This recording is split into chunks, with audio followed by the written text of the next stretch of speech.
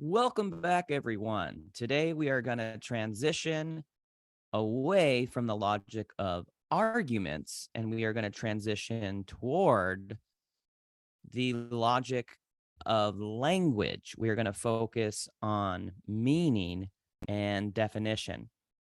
In the 20th century, in particular, philosophers started to pay very close attention to the function, the role that logic plays in language when we communicate, when we speak with each other, when we write to one another, the way that we read and we interpret.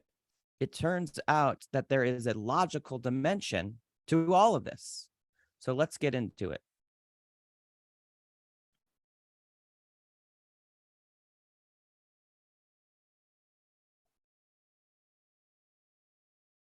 The first distinction that we are going to look at is a difference in meaning. There are two important types or categories of meaning that we will call cognitive and meaning that we will call emotive, which relates to emotions. Cognitive meaning conveys information, and logic is primarily concerned with cognitive meaning. And so we're going to also look at emotive meaning as a way of our focus, of course, is logic. And sometimes to understand logic, you have to look at what is sometimes taken as logical or cognitive, but isn't. So there's something that gets mixed up with the logical, with the cognitive, and that is the emotional or emotive side of things, or the emotive meaning of the words that we use.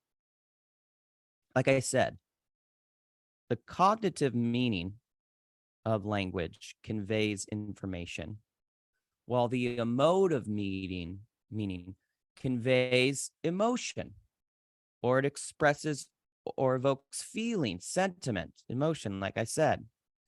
Whenever you see words, phrases, sentences, language that is emotionally charged or loaded, it has emotive meaning.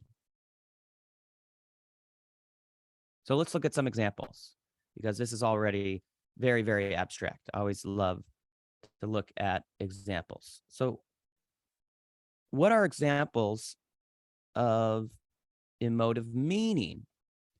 Well, euphemisms. You might not be familiar with this concept. Euphemisms have this emotional layer to them. This is when the language that you use has this nice or pleasant aspect to it. So it's a substitution.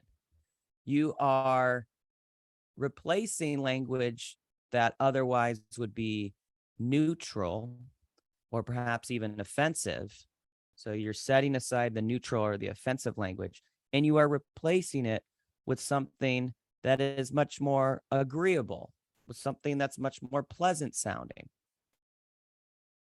By the way, this term is not explicitly discussed in our textbook. I mean, emotive meaning is, and euphemisms are an example of emotive meaning. But it's okay to look at things that are outside. The textbook doesn't have to be the be all end all of the content for the course. So here, let's get our feet on the ground. Let's do something concrete. If all of this was really abstract, this will start to make sense to everyone, I promise you. If you go to buy a car and you go to buy a used car, which is pretty much a neutral term, don't be surprised if the salesperson doesn't call it a used car. They might say, please come over and take a look at our pre-owned or our certified pre-owned selection.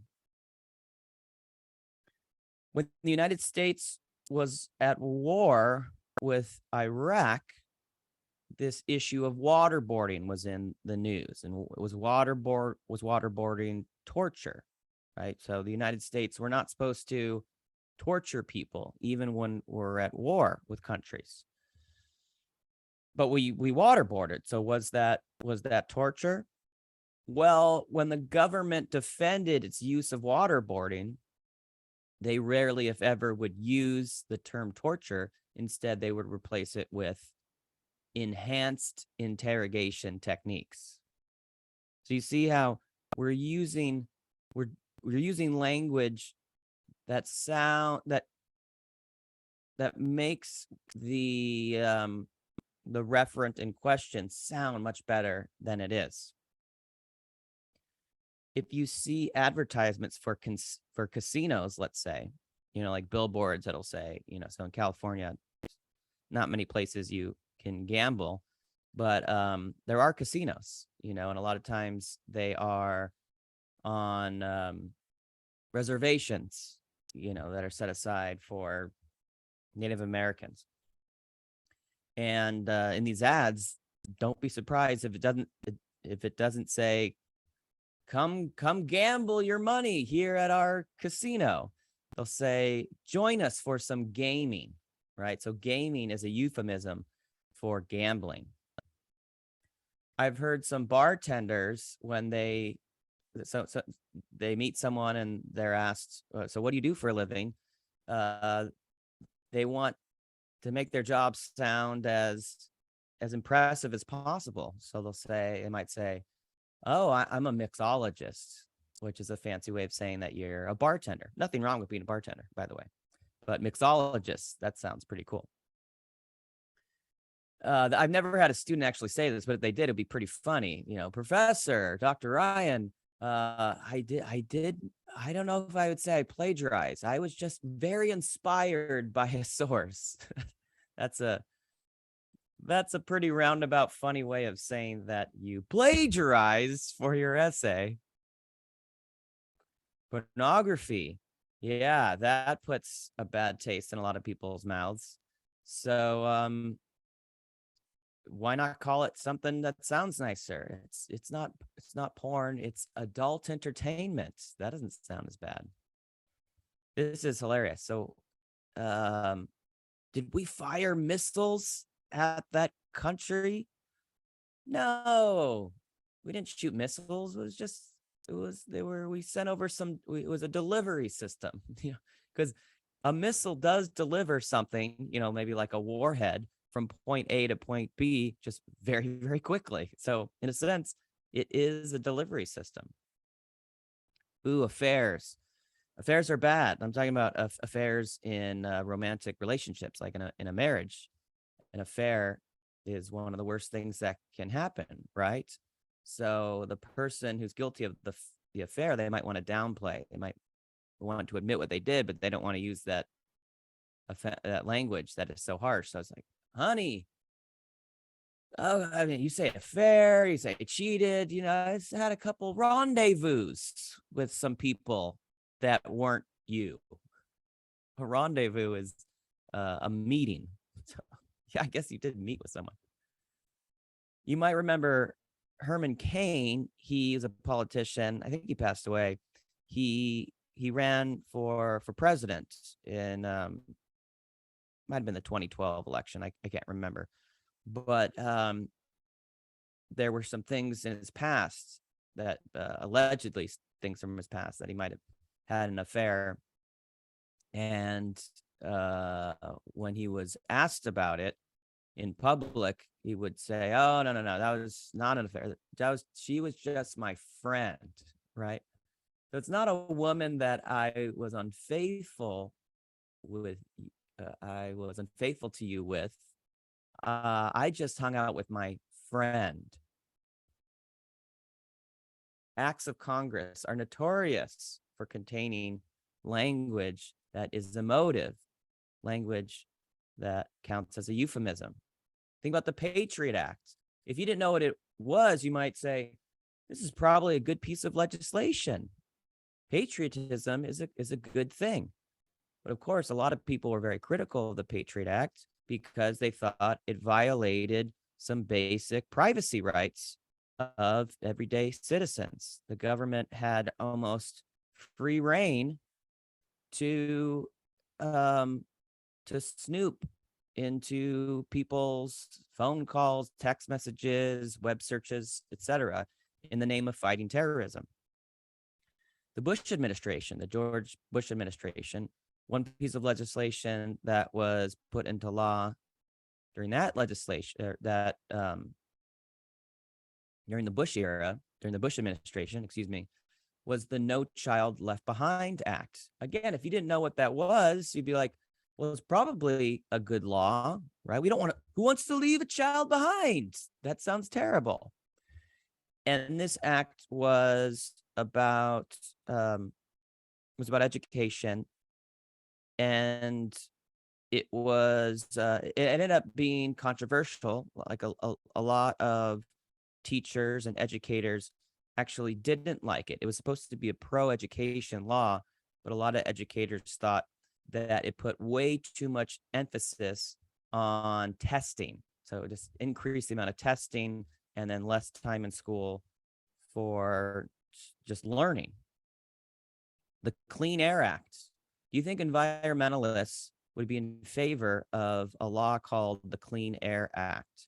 You would think so, but a lot of people who are eco-friendly, they were critical of the Clean Air Act because, yes, it did require car emissions, for example, to be mitigated in a certain amount of time, but environmentalists thought that it was too low a standard for too long in the future. So, for example, maybe you want carbon emissions, fossil fuel emissions to go down 50% in the next 10 years. Maybe the Clean Air Act, I don't know exactly the details. Maybe it was, we're going to reduce our carbon footprint by 5% over the next 50 years. So it's a step in the right direction, but if it's a step too slow, that might not be good enough. But again, it sounds like pro-environment. Prescription drugs notoriously have these names that sound like they're a cure-all, like they're a panacea. A drug called Enablex. That sounds good.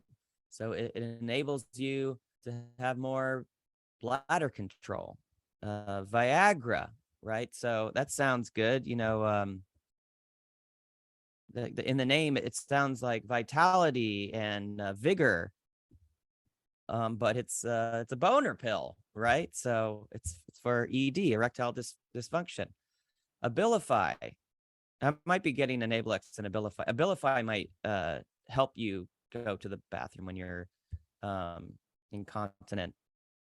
But in any case, you can tell a lot of care was put into all of these names. They're named so that they sound really, really good, and there might be side effects. There might be a risk to take all these drugs, but you don't feel or sense the risk by the name alone. Okay, let's do a little bit of practice. Let's find some euphemisms, even though in the instructions they don't say euphemisms. They say look for emotive meaning in 2.1 Roman numeral 3.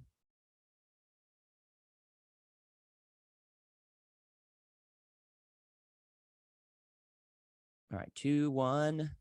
I passed it. 3. Visit a drugstore and find the aisle that displays hair care products like shampoos, conditioners, etc. Identify 5 items whose names have emotional meaning. Then for each one, explain how its name is supposed to elicit a favorable response from the consumer. Well, so feel free to take a trip to the drugstore, but if you want to just go online and look at products from a drugstore, that would be fine too. So what I did is I just did a web search for hair care products and went to images, and all these things popped up. So here is a shampoo hair product company that I am not personally familiar with. Maybe you are.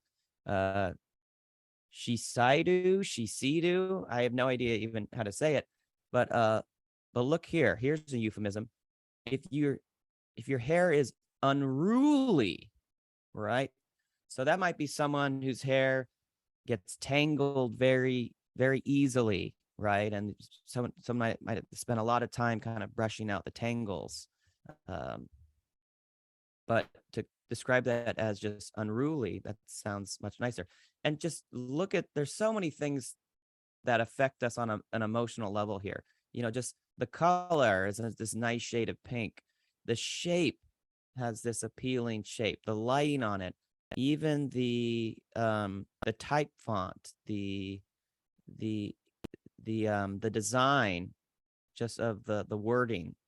All of this is very, very intentional, and people spend a lot of money making sure that this catches your eye. When you go to the store or when you're looking online, you have all these choices, and you want to be the one that stands out. Now, let's see what else we have here.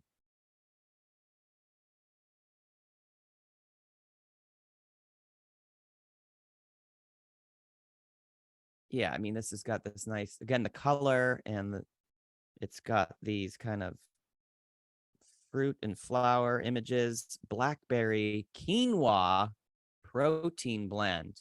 Man, this sounds like it's health in a bottle, and you put it on your hair, and it's just going to make it so healthy and vibrant and young feeling. But it's probably not that different than just regular shampoo that you could get that's super cheap.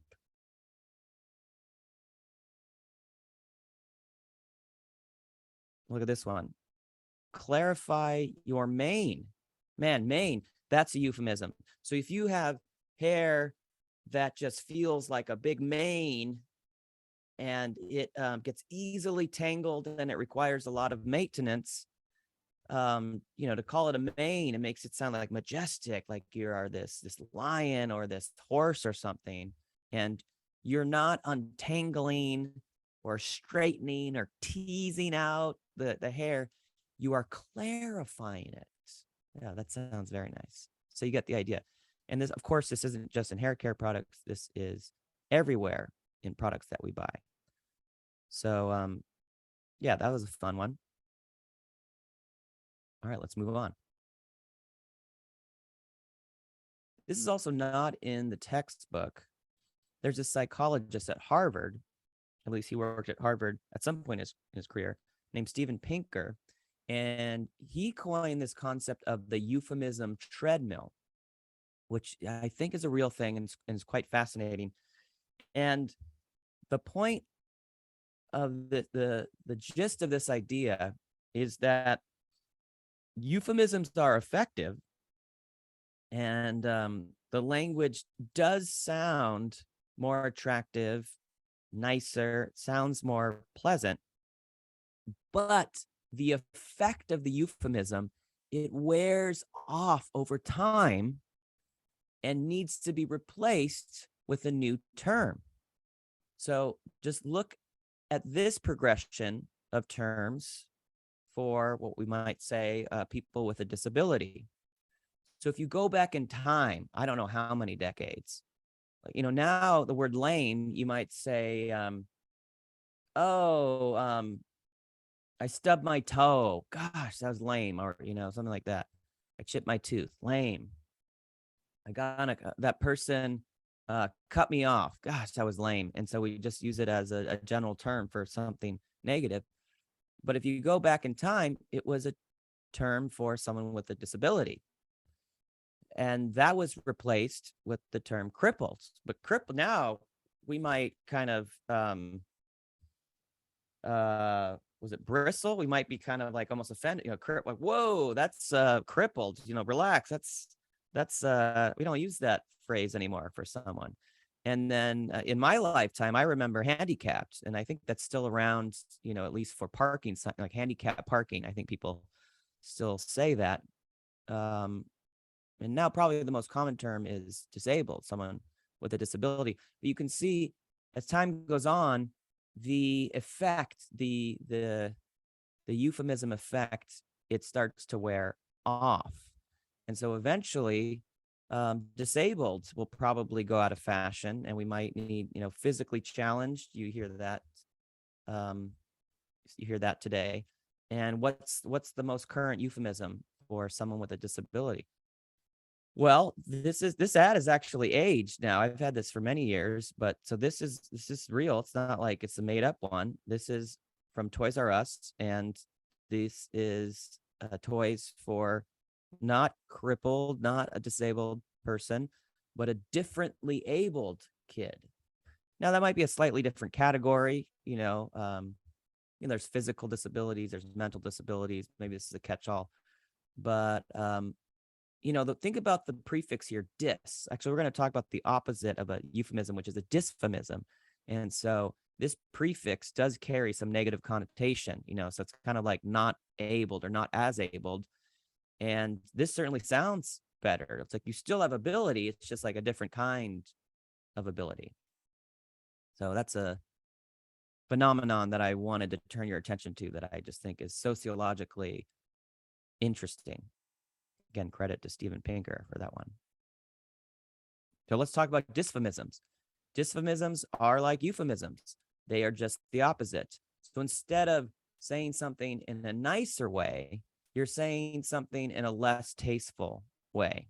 So you're substituting, you're putting in offensive even or distasteful language or an expression in place of something that isn't as offensive, maybe something that is neutral or perhaps not offensive at all.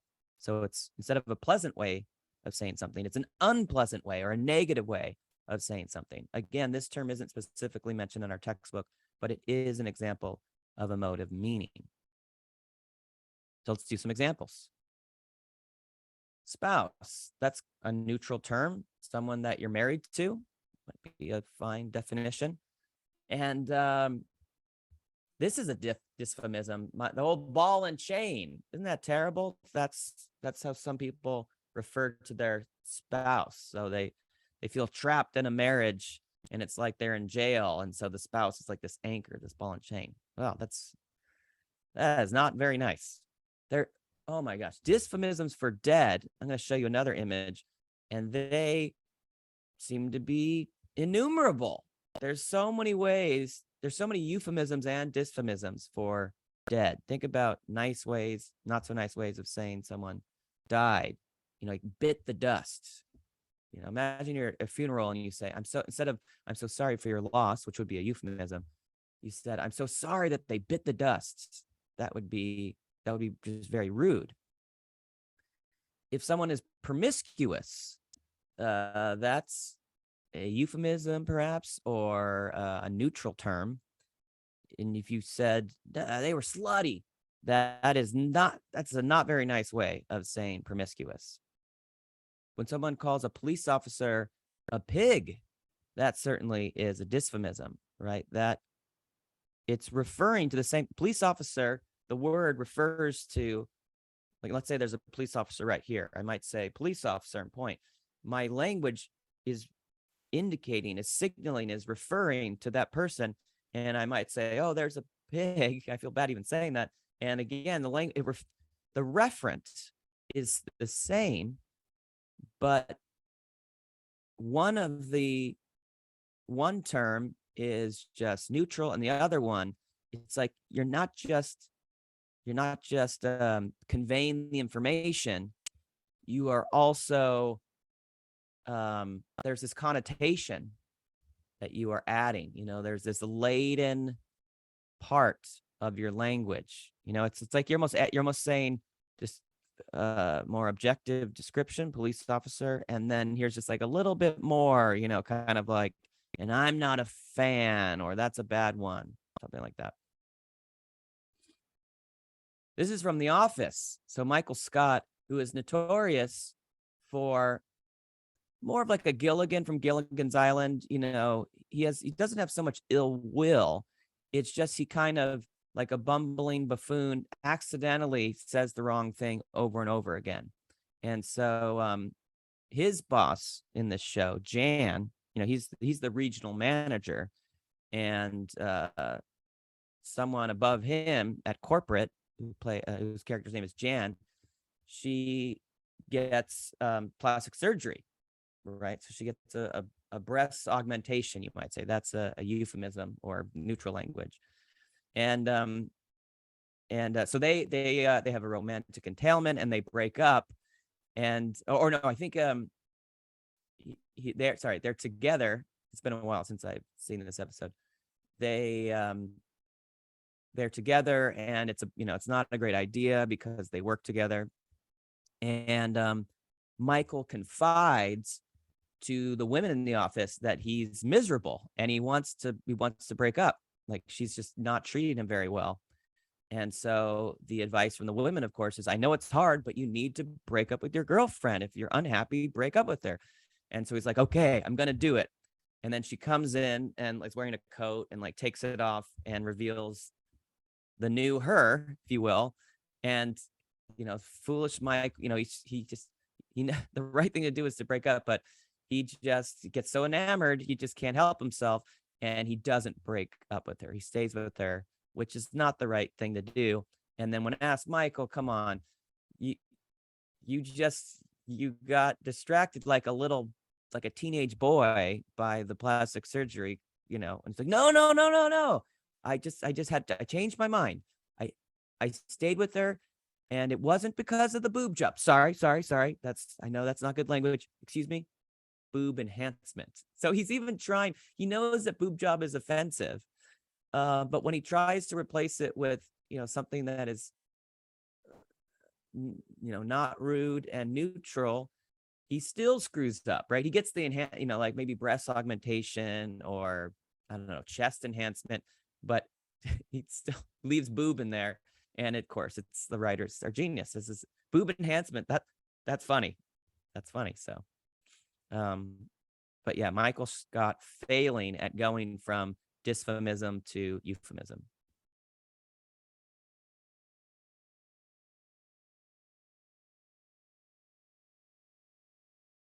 Okay.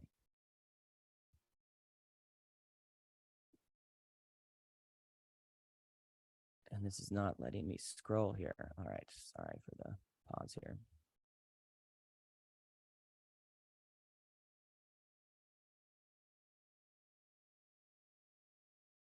Let's do this.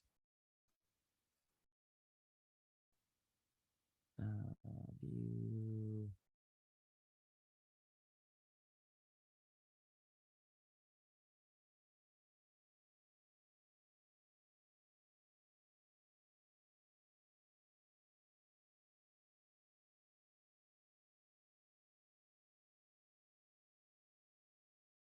Gosh, something got really weird here. Sorry about that. Okay. Well, you know what? I'm just going to do this. I'm going to reopen it.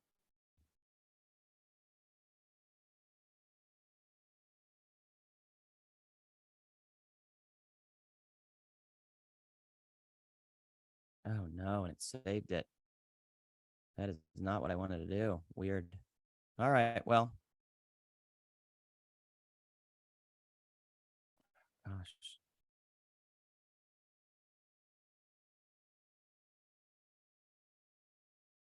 I'm gonna stop the video. Let me pause this for a second. Sorry.